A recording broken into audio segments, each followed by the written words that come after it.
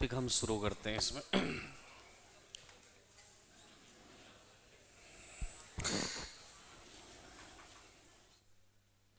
देखो, कल लास्ट में हमने जोधपुर संभाग की जितनी भी झीलें थी वो हमने कंप्लीट की थी। पहले तो इनको देख लो फिर हम आगे बढ़े। जोधपुर के बाद में आज हम शुरुआत करते हैं संभाग के रूप में। नाम आता है कौन सा? बीकानेर। बीकानेर संभाग से संबंधित कौन कौन सी झीलें हैं, जिसमें सबसे पहले तो एक नाम आता है कोलायत झील। कई बार सीधा क्वेश्चन पूछा गया है कि कोलायत झील है कौन सी जिले में? बीकानेर में। पहला पॉइंट टिक करना, ये एग्जाम में आया हुआ है।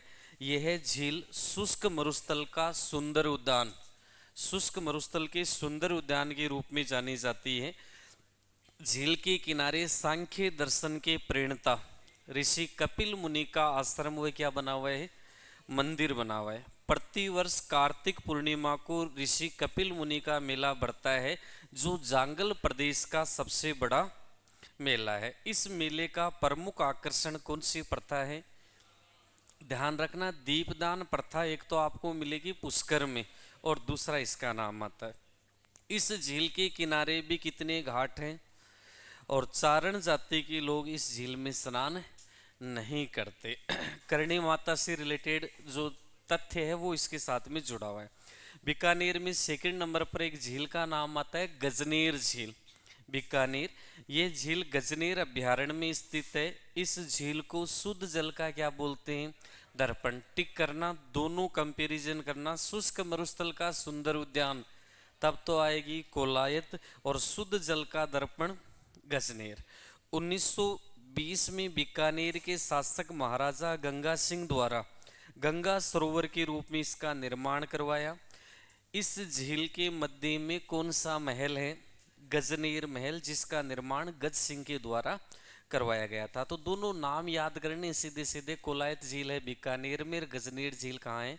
बीकानेर में। कोलायत झील को शुष्क मरुस्थल का सुंदर उद्यान, जबकि गजनेर को शुद्ध जल का दर्पण। अगर आपसे पूछे कि कोलायत झील के किनारे ऋषि कपिल मुनि का आश्रम स्थित है, यहाँ पर दीपदान प्रथा देखने को मिलेगी। 52 घाट वगैरह यहाँ पर बने हुए हैं।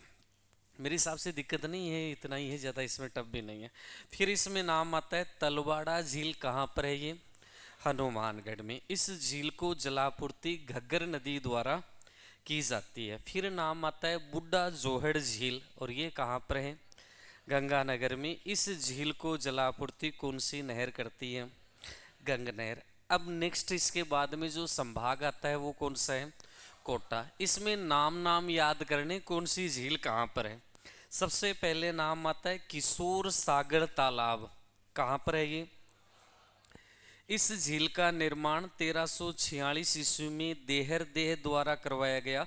इस झील के मध्य में एक मंदिर बना हुआ है, कौन सा? जग मंदिर। सेकंड नंबर आता है दुगारी, बहुत इंपॉर्टेंट है, नाम भी लिखाया था, कनक सागर भी बोलते हैं बूंदी में। ये बूंदी जिले के दुगारी गांव में है। टिक कर लेना अगला पॉइंट। इस झील को कनक सागर झील भी कहा जाता है। याद करो, कनक सागर पक्षी अभ्यारण्य कहाँ स्थित है? बूंदी में है। फिर नाम आता है नवल सागर झील। ये भी कहाँ पर है? बूंदी जिले के पास में गढ़ पैलेस स्थान पर स्थित है। इसको नवलखा झील भी कहा जाता है। फूल सागर झील कहाँ है? जेत सागर झील बूंदी, ये तारागढ़ किले के पास स्थित है। प्रारंभ में इसका निर्माण जेता मीणा द्वारा करवाया गया।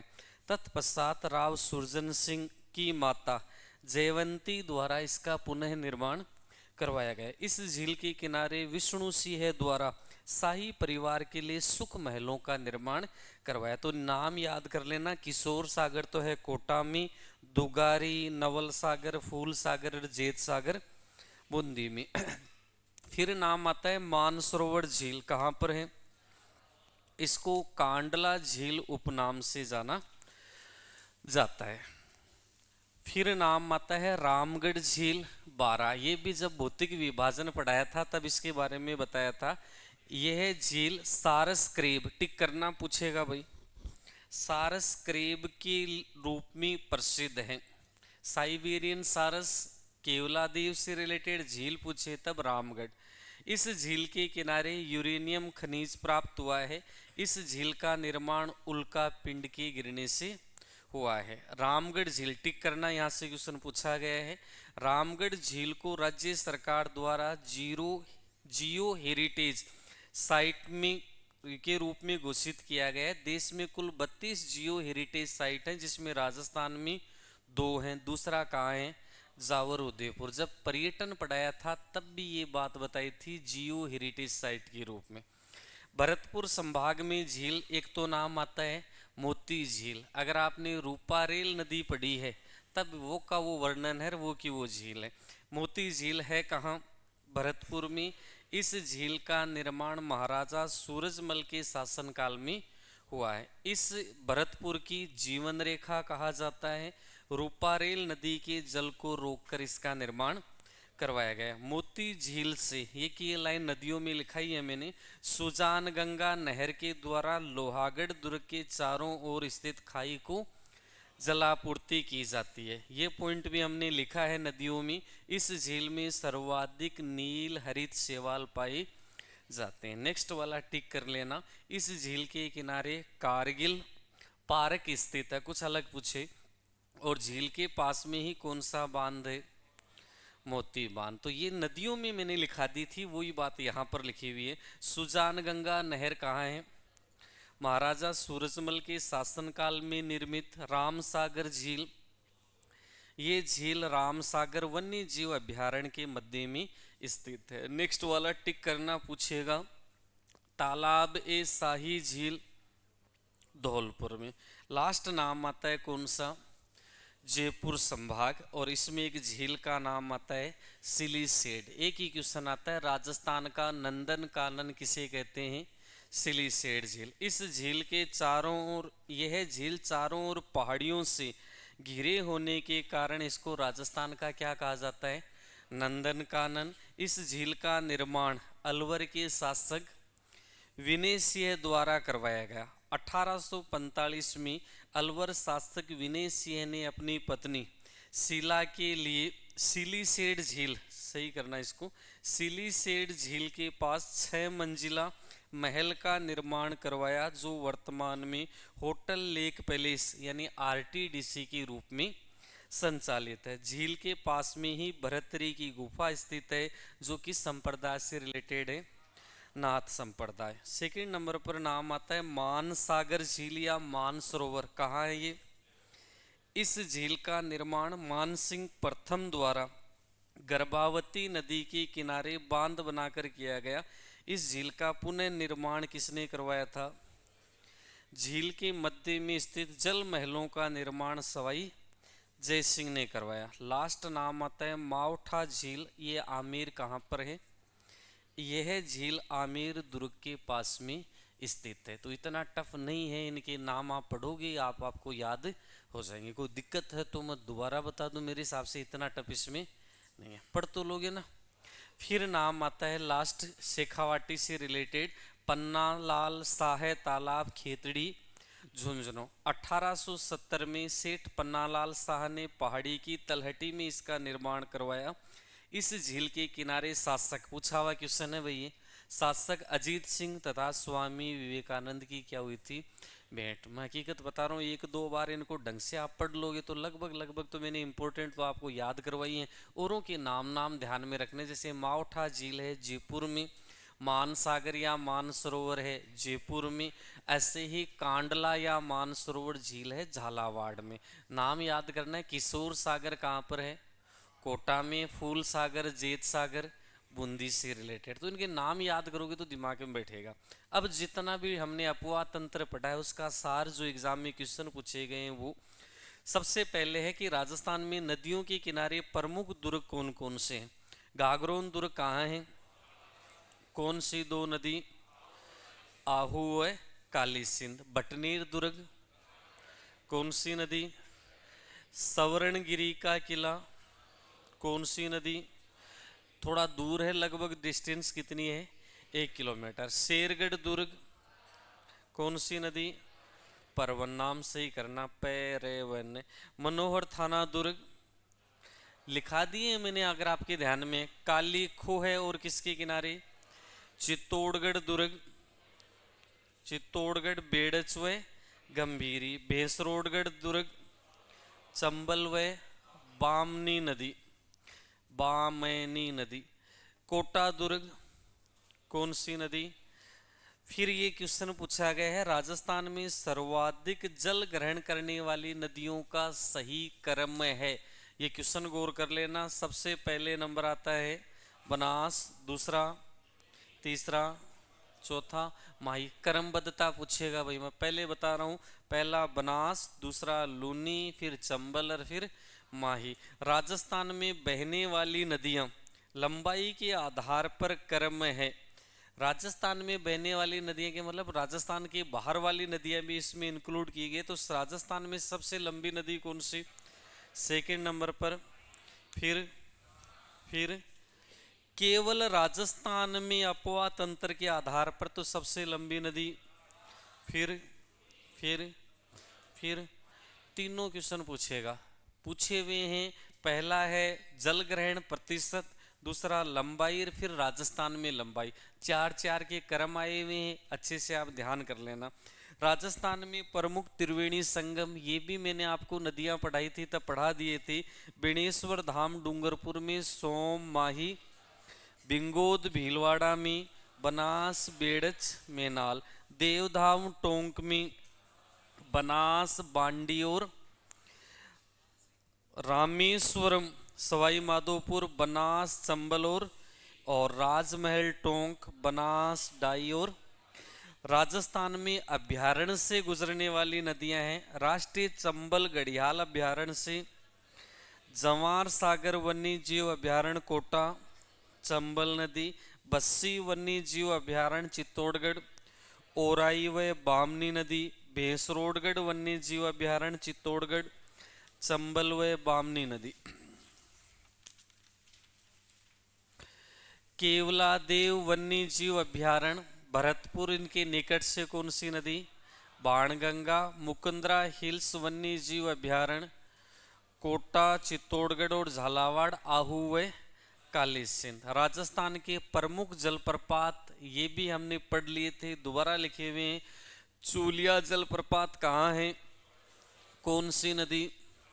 मेनाल जलप्रपात कौन सी नदी? भीमलत जलप्रपात, मांगली नदी बूंदी। दिर जलप्रपात कौन सी नदी? दोमुहा जलप्रपात, अरणा झरना जलप्रपात। फिर एग्जाम में क्वेश्चन आता है बेरी गंगा झरना राजस्थान के किस जिले में है? बेरी गंगा झरना तो है जोधपुर में। दूसरा ये सही करना, भील बेरी जलप्रपात, भील बेरी जलप्रपात आपसे पूछे तो कहां पर है ये? उदयपुर में। भील बेरी जलप्रपात। राजस्थान में नदियों के किनारे प्रमुख सभ्यता स्थल ये आपने पढ़े हैं। तिलवाड़ा सभ्यता कहाँ है? लूनी नदी, गणेश्वर सभ्यता, सीकर कातली नदी, सुनारी सभ्यता, झुंझुनू कातली नदी, बागोर सभ्यता, कोठारी नदी, कालीबंगा सभ्यता, घग्गर नदी, आहड़ सभ्यता, आयड़िया बेड़च बालाथल सभ्यता, नगरी सभ्यता, बेड़च नदी, गरदड़ा सभ्यता। ये टिक कर लेना, पूछता है। गरदड़ा सभ्यता है बूंदी में, इसको सही करना छाजा नदी, छह है वो, छाजा नदी।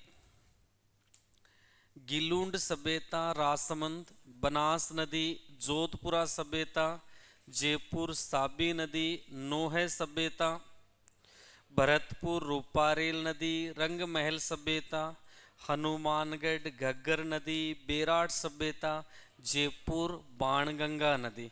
राज्य में नदियों के किनारे प्रमुख शहर झालरापाटन झालावाड़ कौन सी नदी?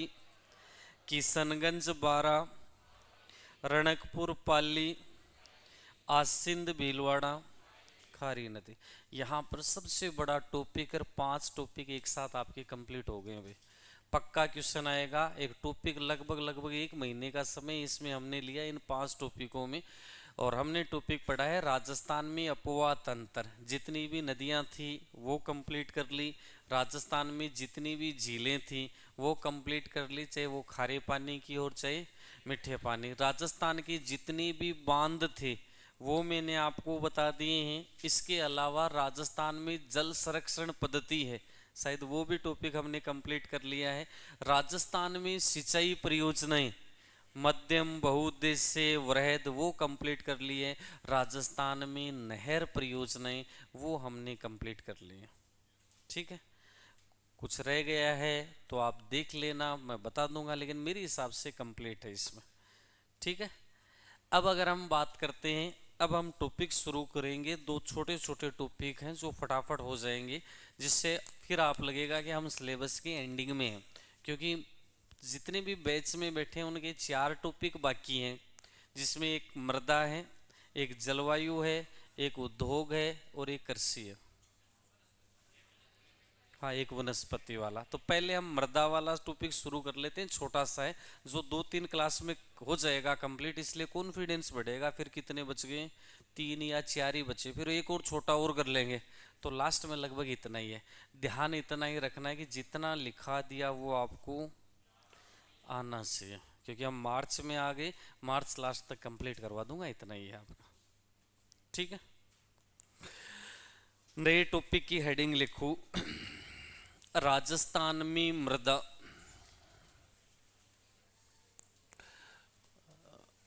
राजस्थान में मृदा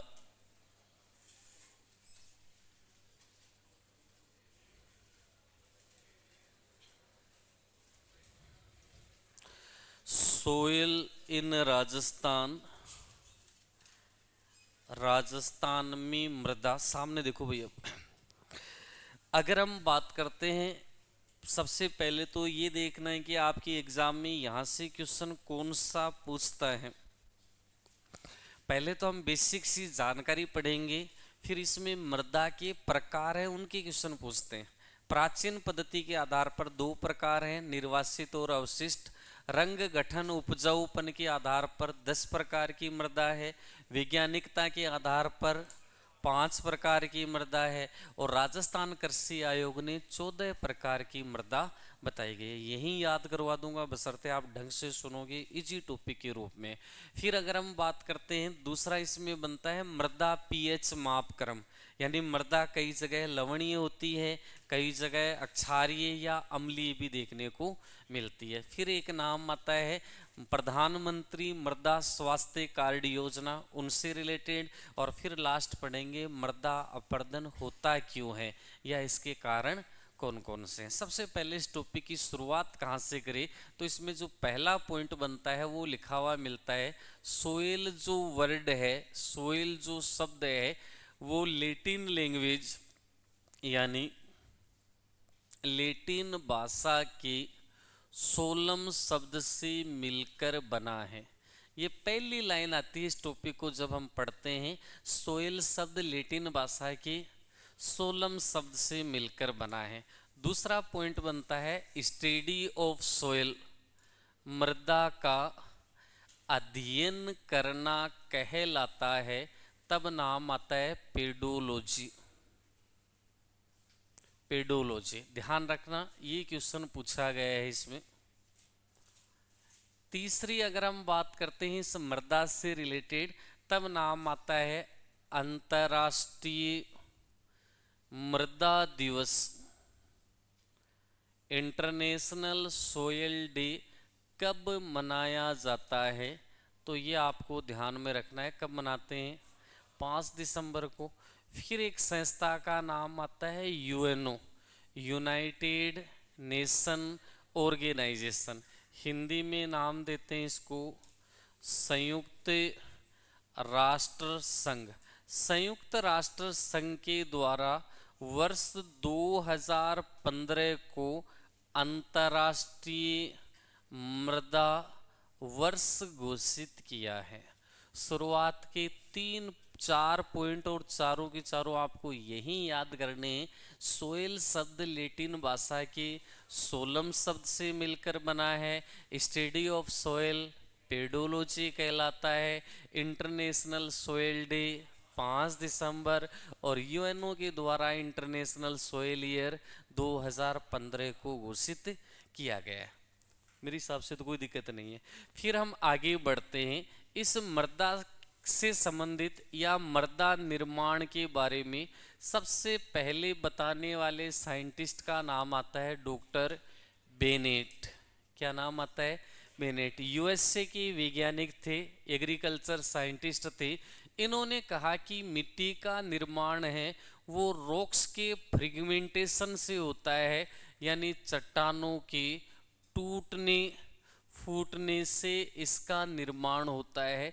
दूसरा, अगर हम बात करते हैं जो वनस्पति है, जो प्लांट वगैरह है या जीव जंतु है, उनकी जो बॉडी है या जो कंकाल है उसका डिकम्पोज्ड होने से होता है। अब गौर करें, डॉक्टर बेनेट ने बताया कि मृदा का निर्माण चट्टानों की टूटने फूटने, वनस्पति और जीव जंतुओं के सड़ने गलने से होता है। इसके निर्माण में कई लाखों करोड़ों वर्षों का समय लगता है। बात तो सही है। जैसे आप अरावली पर्वत श्रृंखला के आधार में जाओगे, आपको छोटे छोटे पत्थर के कण वगैरह देखने को मिलेंगे। तो ये कह रहा है कि पत्थर हैं वो भी टूटते हैं, या कोई पादप है या कोई प्लांट है, अगर वो जमीन पर गिर गया है तो वो भी धीरे धीरे डिकम्पोस्ट होगा, यानी क्या होगा? उसका अपघटन होगा। और इसके अपघटन से किसका निर्माण होता है? मृदा का निर्माण होता है। फिर हम आगे बढ़ते हैं, इसके बाद में और चर्चा करें। अगर हम बात करते हैं इंडियन जो सोइल है, भारतीय जो मृदा है, इसमें 3 पोषक तत्वों की कमी पाई जाती है। नाइट्रोजन, फास्फोरस और एक नाम आता है ह्यूमस, या इसको हामुस के नाम से भी जाना जाता है। इन 3 पोषक तत्वों की कमी मिलेगी। अब हामुस वास्तव में होता क्या है? तो जीव जंतु और पेड़ पौधों के अपघटन से बनी खाद को क्या नाम देते हैं? हामुस। जिस मिट्टी में जितनी ज़्यादा हामुस की मात्रा होगी वह मिट्टी उतनी ही अधिक क्या होगी? फर्टाइल होगी, उपजाऊ मृदा होगी। फिर आगे बढ़ते हैं। इनसे रिलेटेड एक शब्द आता है प्रधानमंत्री मृदा स्वास्थ्य कार्ड योजना। Prime minister soil health card scheme. कई बार तो ये पूछ लेता है कि ये प्रारंभ कब हुई ये योजना? 19 फरवरी 2015। कहाँ से प्रारंभ की गई? तो एक जगह का नाम आता है सूरतगढ़, और सूरतगढ़ है श्री गंगानगर में। अगर हम बात करते हैं इस योजना का प्रारंभ किसके द्वारा किया गया? शुभारंभ नरेंद्र मोदी के द्वारा। इस योजना का प्रमुख आदर्श वाक्य क्या रखा गया? तब एक नाम आता है स्वस्थ धरा खेत हरा। ये एग्जाम में क्वेश्चन पूछ सकता है आपसे। स्वस्थ धरा या खेत हरा स्लोगन कौन सी योजना का है? प्रधानमंत्री मृदा स्वास्थ्य कार्ड योजना। ध्यान रखना, इस योजना का उद्देश्य क्या है, ऑब्जेक्ट क्या है? किसानों को उनकी मृदा और पानी की निःशुल्क जांच उपलब्ध करवाई जाती है। यानी आप अपने खेत से मिट्टी लेकर जा सकते हो, ट्यूबवेल से जल। निकटतम जिले में टेस्टिंग लेबोरेटरी है, परीक्षण प्रयोगशाला है, वहां पर आप जमा करवाओ, आधार कार्ड लेंगे आपसे, नंबर वगैरह। 3 दिन के बाद में रिपोर्ट देंगे, और वो रिपोर्ट में ये लिखा हुआ मिलेगा कि इस मिट्टी में ये पोषक तत्वों की मात्रा तो है अधिक, इन पोषक तत्वों की मात्रा है मध्यम, और इन पोषक तत्वों की मात्रा कम है। दूसरा, इस मिट्टी में इस प्रकार की क्रॉप फसल लोगे तो जो प्रोडक्शन होगा वो मैक्सिमम होगा, इसमें मीडियम होगा, और इसमें प्रोडक्शन है वो कम मात्रा में होगा। यहाँ पर आप हॉर्टिकल्चर करोगे तो ये फ्रूट है उसका उत्पादन हो सकता है। योजना का ऑब्जेक्ट ये था कि किसानों को कम से कम ये पता चले कि मेरी मिट्टी में इन पोषक तत्वों की कमी है, इसलिए जब कभी भी ये रासायनिक खाद डालें तो उसी का ही प्रयोग करें। यानी धीरे धीरे रासायनिक खाद का उपयोग कम करना उद्देश्य निर्धारित किया गया। किसमें? प्रधानमंत्री मृदा स्वास्थ्य कार्ड योजना। इसमें अब हिस्सेदारी बांट दी गई है 60 और 40 के अनुपात में। केंद्र सरकार की हिस्सेदारी 60 और राज्य सरकार की हिस्सेदारी 40।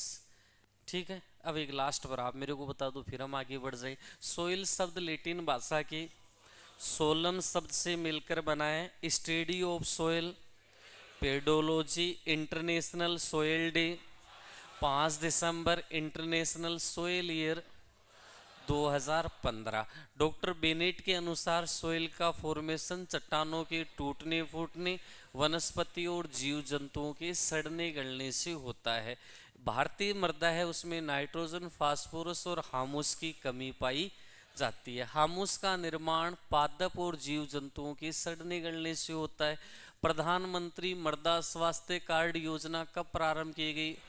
19 फरवरी 2015। कहाँ से? सूरतगढ़ गंगानगर से। और इस योजना का शुभारंभ, योजना का मुख्य आदर्श वाक्य स्वस्थ धरा और खेत हरा। जैसे हमने, अगर हम बात करते हैं ब्लड की पीएच याद करते हैं, ऐसे ही अगर हम बात करते हैं सोइल, इसका पीएच मेजरमेंट किया जाता है, मृदा पीएच मापक्रम निर्धारित किया जाता है। इसमें पीएच है वो 0 से 7 और 7 से अधिकतम कितनी? 14, क्योंकि 14 से बाहर तो इसके लिए नहीं आती। अगर हम बात करते हैं जिस मृदा का पीएच 0 से अधिक और 7 से कम हो उसको एसिडिक सोइल नाम दिया जाता है। अम्लीय मृदा जिसको बोलते, जिसका पीएच 7 होगा उसको नाम देते हैं उदासीन मृदा। जिस न्यूट्रल सोइल, जिसका पीएच 7 से अधिक और 14 से कम हो उसको नाम देते हैं एल्केलाइन सोइल, यानी कौन सी मृदा? अक्षारीय मृदा। अगर हम बात करते हैं अम्लीय मृदा में कौन सी फसलों का उत्पादन ज्यादा होता है? हॉर्टिकल्चर, जिसको हम नाम देते हैं फल फूल व सब्जियों का उत्पादन ज्यादा होता है। भारत के अकॉर्डिंग इसमें उत्पादन किसका होगा? चाय का उत्पादन होता है। मृदा में अम्लीयता का उपचार, यानी मृदा में अम्लीयता की कमी को दूर करने के लिए लाइमस्टोन यानी किसका प्रयोग किया जाता है? चूना पत्थर। अक्षारीय मृदा जिसका पीएच 7 से अधिक और 14 से कम हो। अक्षारीय मृदा में अगर हम बात करते हैं कौन सी फसलों का उत्पादन मैक्सिमम होता है? एक तो शुगर केन, गन्ना, एक नाम आता है गंवार, और एक घास का नाम आता है बरसीम। इसका प्रोडक्शन मैक्सिमम होता है। मिट्टी में क्षारीयता के उपचार हेतु किसका प्रयोग करोगे? जिप्सम। ध्यान रखना, कई पहले आते थे आजकल तो आने लग कम हो गए। मिट्टी में लवणीयता के उपचार हेतु तो ध्यान रखना जिप्सम नहीं हो तो सेकंड नंबर पर हम ऑप्शन में ये भी काम में ले सकते हैं, कौन सा? Rock phosphate. अब आप तीनों बातें बता सकते हो, योजना बता सकते हो, सोयल पीएच बता सकते हो और जनरल इंट्रोडक्शन बता सकते हो। इसके बाद में हम पढ़ेंगे type of Rajasthan soil, Bharat में मृदा के प्रकार कौन कौन से। क्लियर है? लिखिए, हेडिंग लिखनी है राजस्थान में मृदा। पहला पॉइंट लिखो सोयल शब्द, सोयल शब्द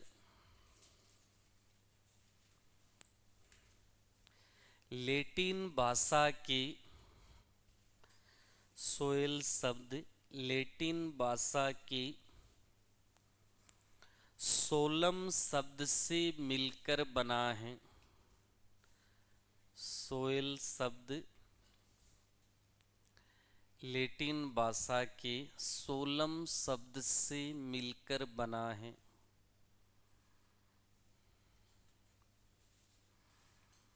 दूसरा पॉइंट, मृदा का अध्ययन करना, मृदा का अध्ययन करना पेडोलॉजी कहलाता है। मृदा का अध्ययन करना पेडोलॉजी कहलाता है। तीसरा पॉइंट, अंतर्राष्ट्रीय मृदा दिवस, अंतर्राष्ट्रीय मृदा दिवस। आगे लिखना है 5 दिसंबर, अंतर्राष्ट्रीय मृदा दिवस। आगे लिखना है 5 दिसंबर। अगला पॉइंट लिखो, संयुक्त राष्ट्र संघ द्वारा, संयुक्त राष्ट्र संघ द्वारा, संयुक्त राष्ट्र संघ द्वारा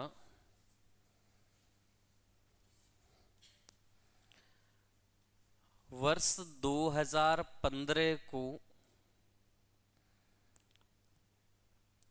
संयुक्त राष्ट्र संघ द्वारा वर्ष 2015 को अंतर्राष्ट्रीय मृदा वर्ष,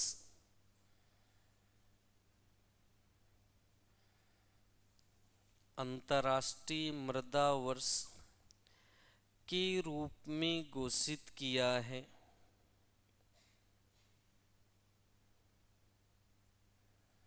अंतर्राष्ट्रीय मृदा वर्ष के रूप में घोषित किया है।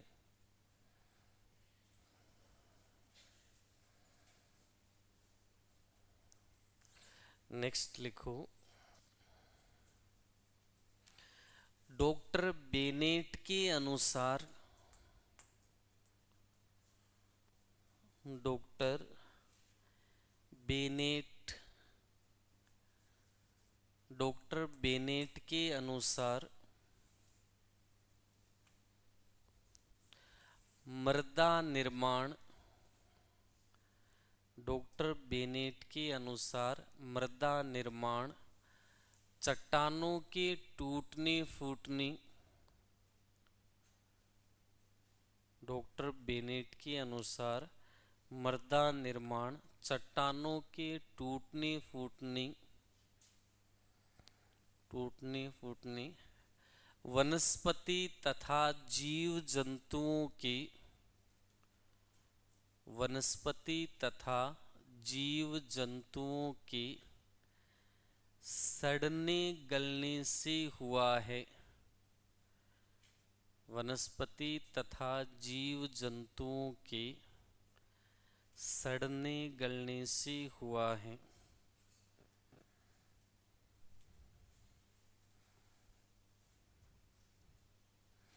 नेक्स्ट, भारतीय मृदा में, भारतीय मृदा में नाइट्रोजन,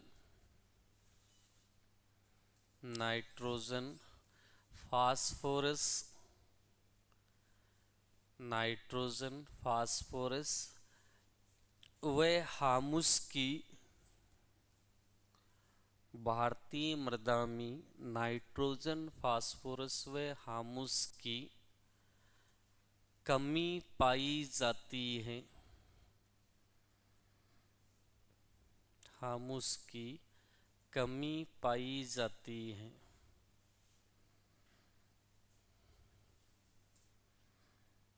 नेक्स्ट, नोट लगाते हुए लिखो,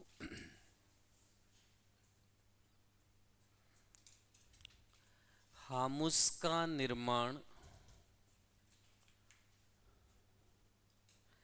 हामुस का निर्माण वनस्पति व जीव जंतुओं की, हामुस का निर्माण वनस्पति व जीव जंतुओं के अपघटन से होता है, वनस्पति व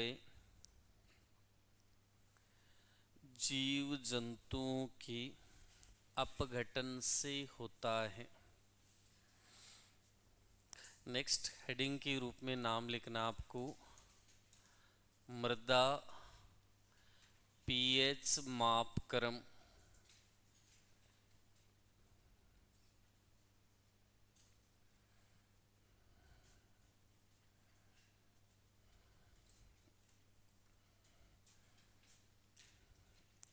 मृदा पीएच मापक्रम। इसी रूप में लिखना है मेरे साथ साथ।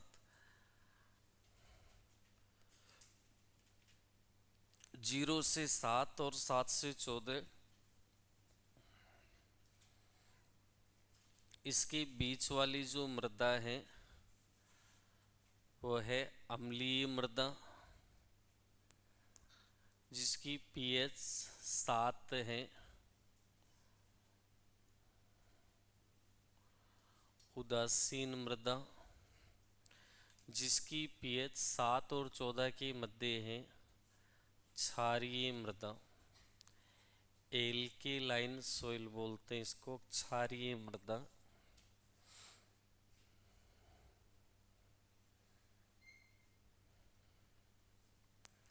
प्रमुख फसलें अम्लीय मृदा से रिलेटेड: बागवानी फसलें हैं,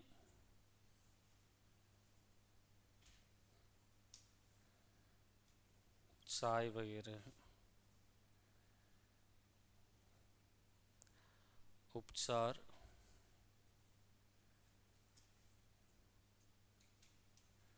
चूना पत्थर, लाइमस्टोन जिसको बोलते हैं।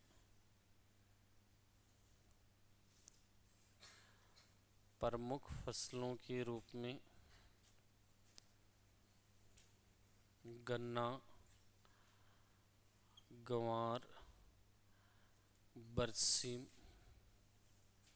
घास है। उपचार: जिप्सम और रॉक फॉस्फेट।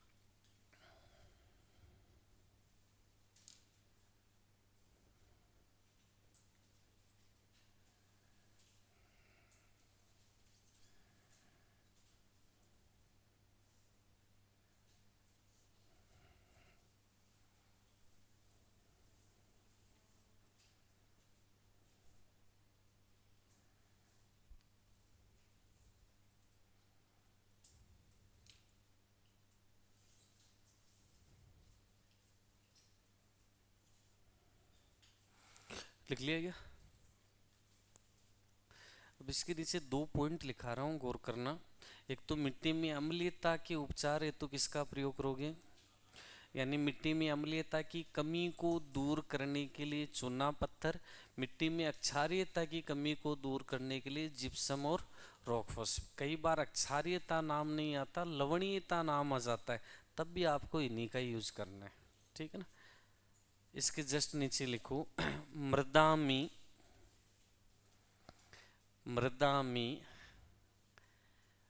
अम्लीयता की कमी को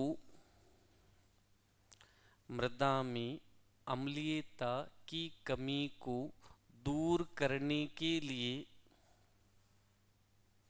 अम्लीयता की कमी को दूर करने के लिए चूना पत्थर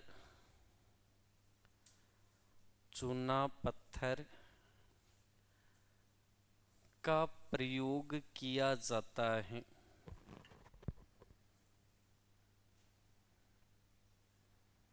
चूना पत्थर का प्रयोग किया जाता है। नेक्स्ट एक और पॉइंट, मृदा में क्षारीयता की कमी को, उपचार शब्द भी आ जाता है, मृदा में क्षारीयता की कमी को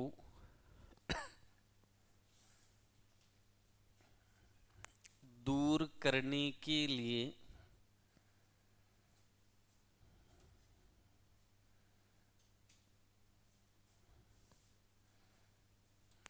दूर करने के लिए जिप्सम तथा रॉक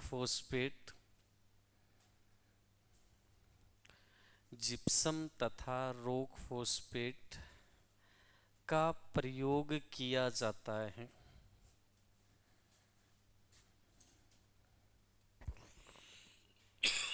जिप्सम तथा रॉक फॉस्फेट का प्रयोग किया जाता है। नेक्स्ट, योजना का नाम लिखना आपको।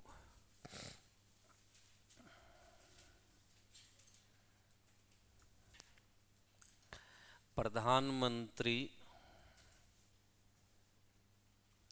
मृदा स्वास्थ्य कार्ड योजना।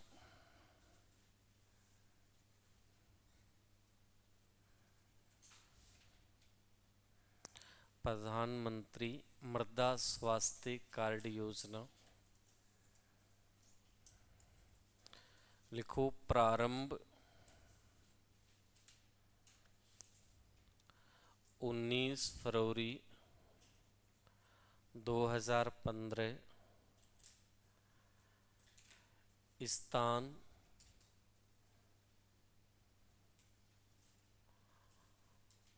सूरतगढ़।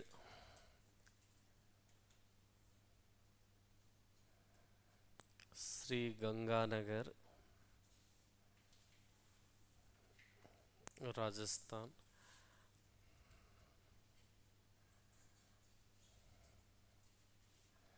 शुभारंभकर्ता आगे लिखना है प्रधानमंत्री नरेंद्र मोदी।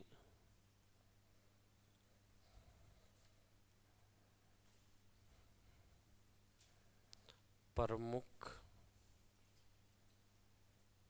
आदर्श वाक्य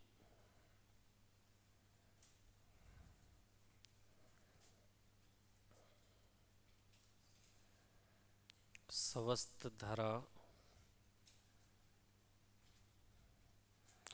खेत हरा। स्वस्थ धरा खेत हरा। प्रारंभ 19 फरवरी 2015। स्थान हो गया शुभारंभ। लिखो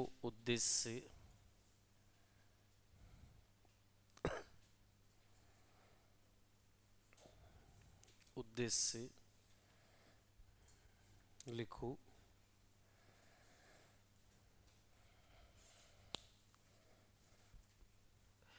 इस योजना के द्वारा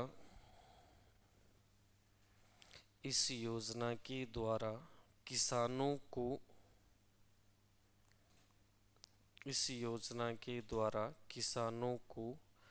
मृदा से संबंधित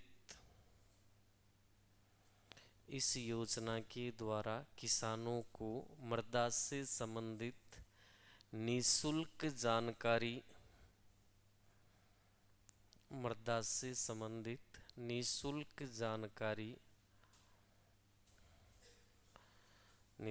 जानकारी उपलब्ध करवाई जाती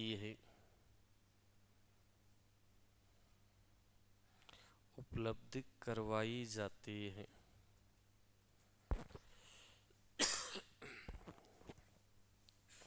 दूसरा लिखो इस योजना के द्वारा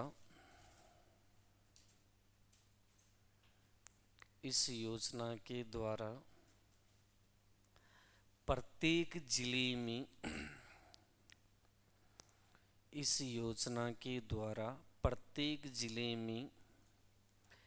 जिला मिट्टी परीक्षण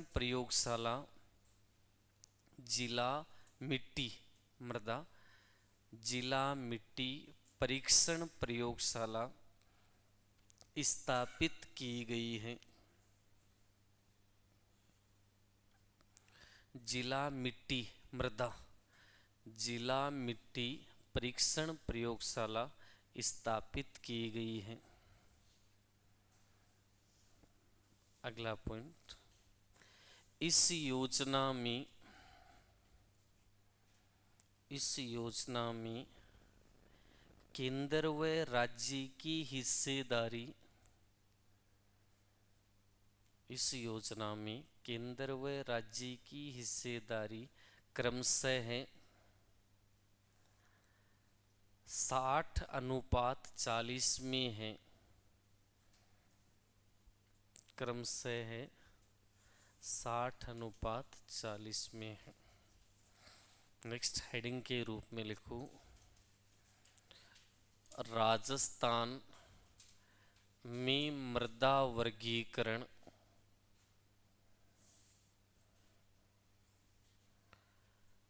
नेक्स्ट हेडिंग लिखना है, राजस्थान में मृदा वर्गीकरण।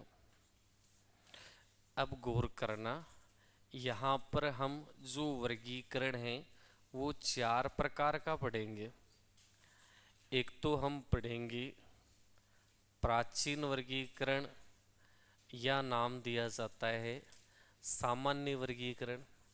प्राचीन और सामान्य वर्गीकरण के आधार पर मृदा 2 प्रकार की डिवाइड की गई है, जिसमें एक तो नाम आता है कौन सी मृदा, अवशिष्ट मृदा, और दूसरा नाम दिया जाता है स्थानांतरित मृदा। दूसरा पढ़ेंगे हम, सबसे इम्पोर्टेंट है ये, रंग, गठन और उपजाऊपन। आपको लग रहा है इनसे रिलेटेड क्वेश्चन बहुत पूछ रहा है। रंग, गठन और उपजाऊपन के आधार पर राजस्थान में मिट्टी के कितने प्रकार है? 10। जैसे आपने नाम सुना होगा काली मिट्टी, जलोढ़ मिट्टी, आप जो बोल रहे हो लाल मिट्टी, भूरी मिट्टी, मरुस्थलीय मिट्टी। ये तीसरा इसमें नाम आता है वैज्ञानिक वर्गीकरण। वैज्ञानिक वर्गीकरण के आधार पर 5 है, इरिडोसोल, एंटीसोल, वर्टिसोल। ठीक है। फिर एक नाम आता है राजस्थान कृषि आयोग, और राजस्थान कृषि आयोग ने 14 प्रकार की मिट्टियां बताई हैं। अगर आप मैक्सिमम एग्जाम में जो पूछा जा रहा है ये और ये 4 या 5 साल पहले पूछे जा रहे थे ये वैज्ञानिक वर्गीकरण, लेकिन अब ज़्यादा इन्हीं, इनमें भी डीपली पूछेगा ये, इनमें भी सीधा नहीं पूछेगा आपसे कि मरुस्थलीय मिट्टी कहाँ है, काली मिट्टी कहाँ। सीधा पूछ ले तो वो आपका भाग्य ही है, वरना आपसे क्वेश्चन आएगा कि निम्न में से मृदा से संबंधित कथनों पर विचार कीजिए। तो थन पहले तो विचार करना ही करनो है, कुन करनो, एक है बाद में आ गया। चलो कल देखते हैं इनसे रिलेटेड।